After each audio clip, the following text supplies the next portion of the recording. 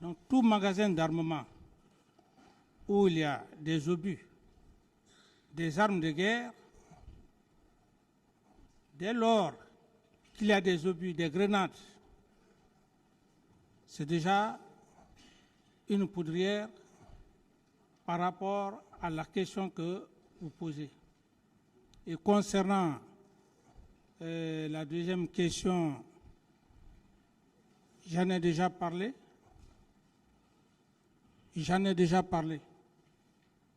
Ok.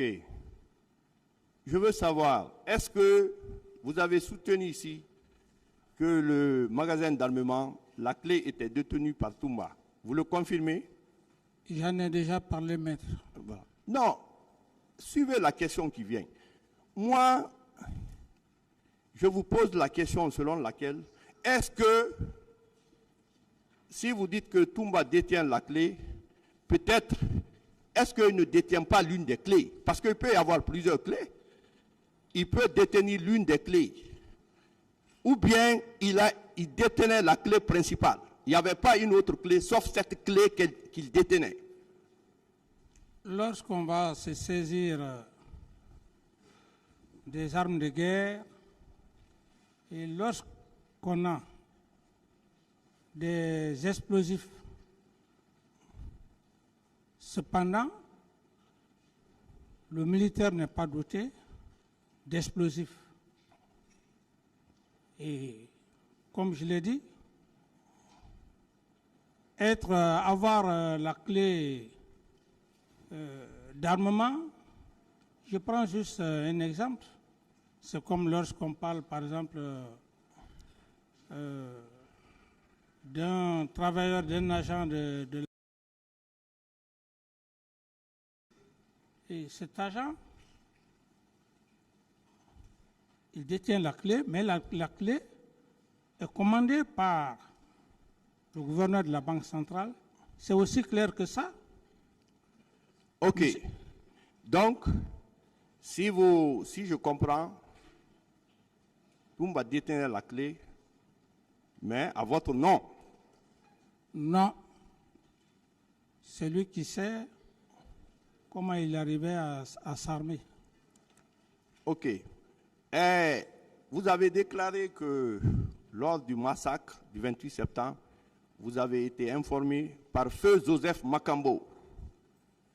Et vous avez voulu partir au stade, mais on vous a empêché. Monsieur le Président, je veux savoir, est-ce que vous n'êtes pas parti au stade, mais est-ce que c'est exclu à travers votre bureau où vous êtes assis que vous fassiez des communications téléphoniques pour parler à...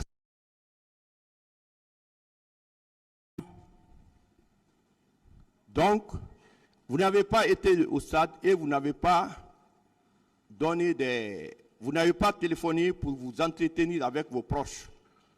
Non. Ok. Parce que c'est une piste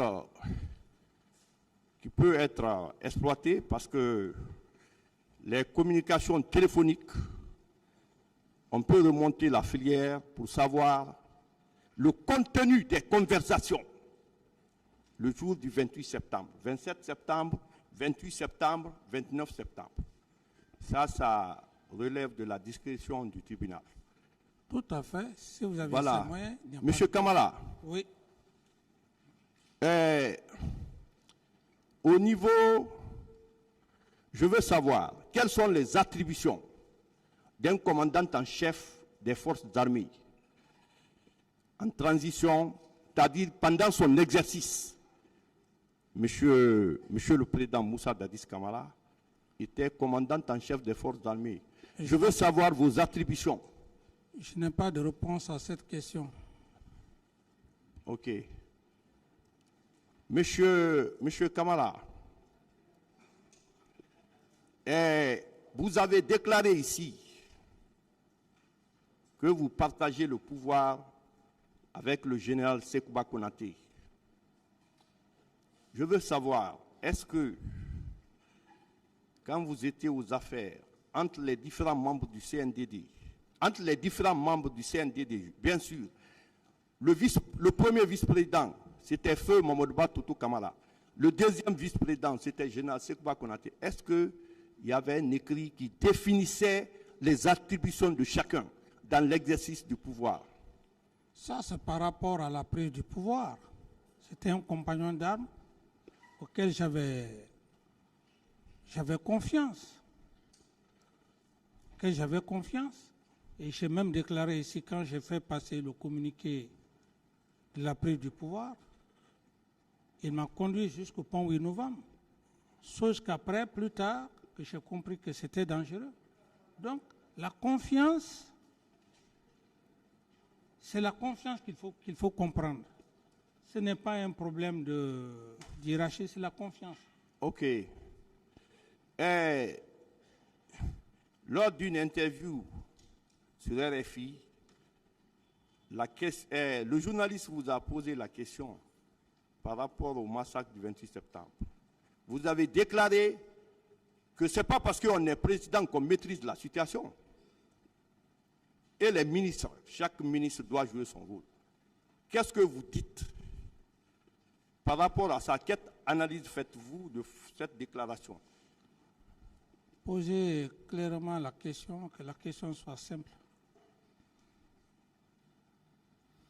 Pour ma compréhension. Reprenez la question, certes, il n'a pas compris. J'ai dit, lors de votre interview sur la radio France Internationale, quand le journaliste vous a posé la question, vous avez dit concernant le massacre, c'est pas parce que, concernant votre responsabilité, vous avez répondu aux journalistes, c'est pas parce qu'on est président qu'on maîtrise toute la situation. Il y a des ministres. Pourquoi il y a des ministres? Chaque ministre doit jouer son rôle. C'est ça. Oui, c'est tout à fait clair, maître, comme je vous l'ai dit, que ce n'est pas parce qu'on est président qu'on peut contrôler toute la situation. OK.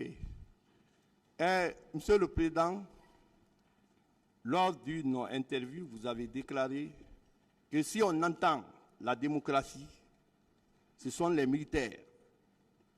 Rawlings au Ghana, ATT au Mali, et que vous êtes avec le bas peuple. Vous voulez savoir ce que le bas peuple veut.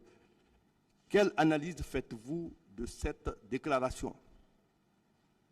Mais le bas peuple, c'est, comme je l'ai dit, le bas peuple, ce n'est pas seulement les intellectuels qui sont là, c'est la population en souffrance, y compris les démunis, ceux qui vivent dans les quartiers, et les ménagères, par exemple, c'est un exemple. OK. Dans votre audition à l'instruction définitive, vous avez déclaré qu'un officier de l'état-major est un concepteur, Monsieur le Président. Vous avez dit ça. Qu'est-ce que vous voulez dire? Qu'un officier de l'état-major est un concepteur. Qu'est-ce que vous voulez dire? Oui, maître, vous savez, c'est un métier. Je réaffirme, un officier d'état-major, c'est un officier de conception. Pourquoi un officier de conception? C'est juste un exemple pour vous. Le chef d'état-major général des armées n'a pas le temps de faire des travaux d'opération. Donc, les officiers d'opération, les officiers d'état-major, c'est eux qui conçoivent, c'est eux qui font la conception. Quand il s'agit, par exemple, lorsqu'il est question pour une armée d'aller combattre, ce n'est pas le général qui est là, c'est les officiers d'état-major. C'est dans ce sens qu'il faut comprendre. C'est le cerveau du général. Je vois. C'est comme, je prends juste un exemple, c'est comme la cour. Le président du tribunal a ses assesseurs.